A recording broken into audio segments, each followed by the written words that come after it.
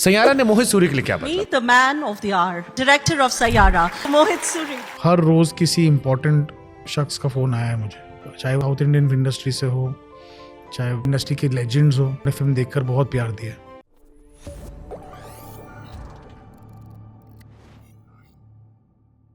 मैंने सैयारा के आपके ऑलमोस्ट सारे इंटरव्यूज देखे, बट एक सवाल मेरे मन में है, सैयारा आपके लिए कितनी रिलीफ है? क्योंकि बहुत बातें हो रही थी मोहित सूरी को लेकर।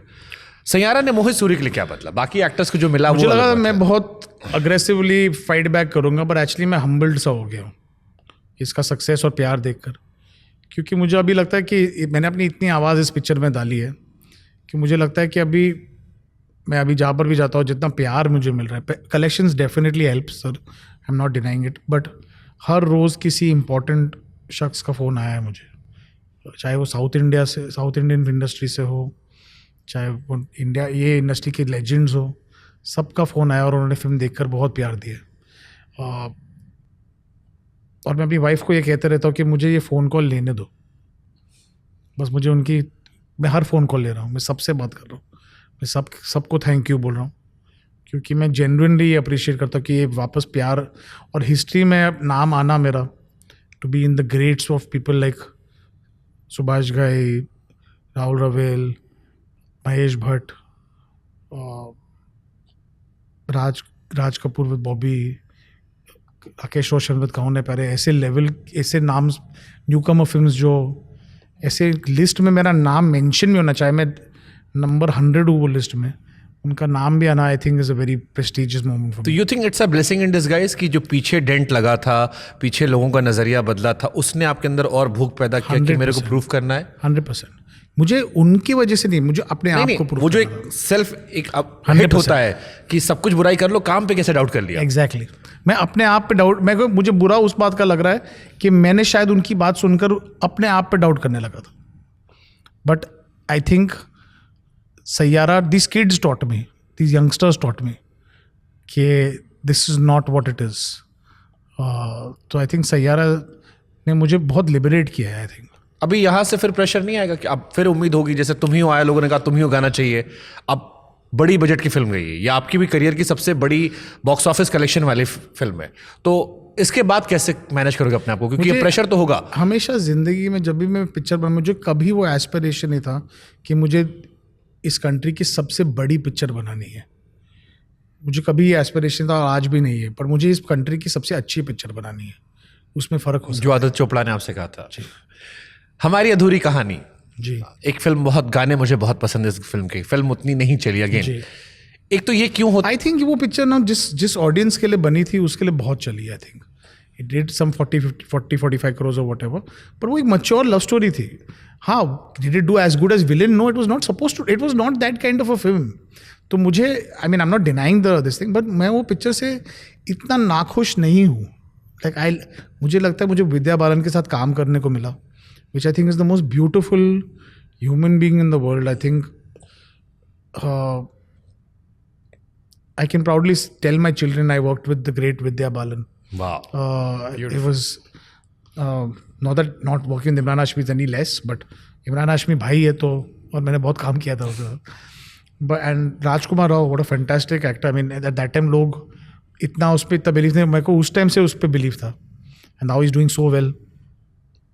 सो वो for what reason the film was made. और जो मैच्योर, मुझे एक, देखिए सच पूछो तो मुझे 50 साल की उम्र में अगर मैं मैच्योर लव स्टोरी बनाऊंगा तो लोग कहेगा कि मैं एज हो गया हूँ।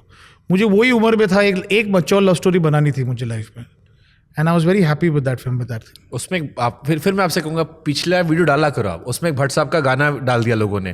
कौन सा? पूजा भट्ट और महेश भट्ट साहब बैठे, महेश भट्ट साहब ने गाना गाया था, टाइटल ट्रैक हमारी अधूरी कहानी। वो अभी भी है ऑनलाइन, क्या वो है, और क्या गाया उन्होंने? अच्छा, क्योंकि मुझे लगता है भट्ट साहब बहुत सुर में है, वो आई मीन बहुत एक्सप्रेशन है उनकी आवाज़ में, सुर में वो पूरा फील किया सर उन्होंने हमारी अधूरी कहानी, इंतजार तेरा, वो जो हाई पे छूते, वो मेरे को लगा भाई उनको ये गाना कुछ और ही लेवल का लगा। जब मैंने गाना उनको सुनाया, वो ये गाना बिलीव ही नहीं कर पाए, वो इतना इसमें उनको बोला प्लीज़ मैं इसमें कुछ गा सकता हूँ, तो मैंने ऑफकोर्स सर आप कर सकते हो।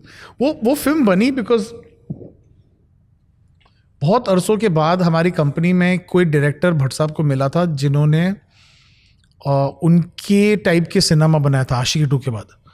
क्योंकि हम लोग जहर, मर्डर जिससे वो सब बना रहे थे between Pooja and Vishesh films, but Kalyug, but हम लोग वो जो भट्ट साहब का जो एक सिनेमा था, वो इमोशनल सिनेमा, वो आशिकी में आया वापस, आशिकी बिना गन के, बिना मोहब्बत। गन के और मोहब्बत और वो सब।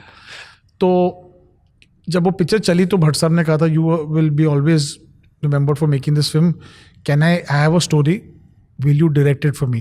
तो आपका मेंटोर जो आपको ये कहे, तो बिग थिंग। तो आई सेड कुछ भी हो सर, तो आफ्टर विलेन चाहे 100 200 300 करोड़ हो जाए, मैंने फिर भी कहा नहीं, और बिकॉज उसकी कास्टिंग करेक्ट थी for what role we had to play. Imran Vidyaraj. Yeah and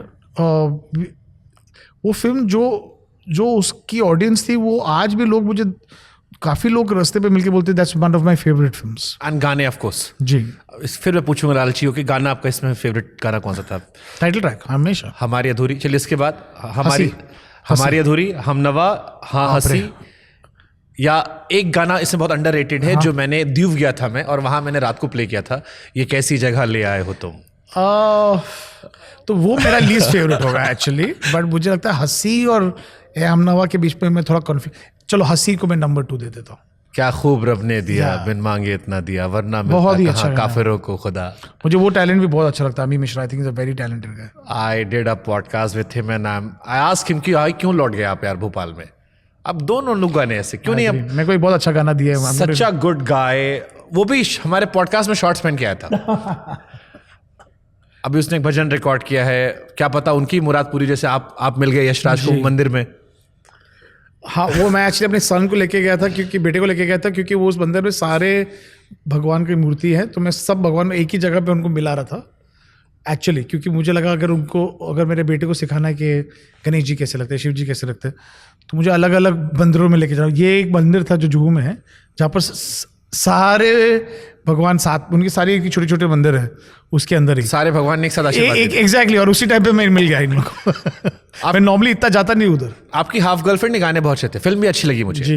जिन्होंने मैंने किताब नहीं पढ़ी थी, तो मैंने पहली बार देखी और मेरा ब्रेकअप हो रहा था उस टाइम, तो मुझे और ज्यादा फील हो रही थी कि मैं फिर भी तुमको चाहूंगा। जी। उसमें अमी के 2 गाने आपने गवाए थे, एक लॉस्ट विदाउट यू, एक गाना कोई और था। नहीं, एक ही था लॉस्ट विदाउट यू, कि दूसरा राहुल मिश्रा का था। Okay. अमी मिश्रा, राहुल मिश्रा। हाँ, तो ये जो नए सिंगर अमी मिश्रा, राहुल मिश्रा, ये आप इनको कैसे, ये आपको पकड़ते हैं? मेरे को राहुल मिश्रा तो इनफैक्ट मिला था ऐसे, वाइल एक विशेष फिल्म्स के ऑफिस में बाहर बैठा हुआ था, वो ऐसे और गिटार लेके गा रहा था। He was that kind of person and I found so much talent in him.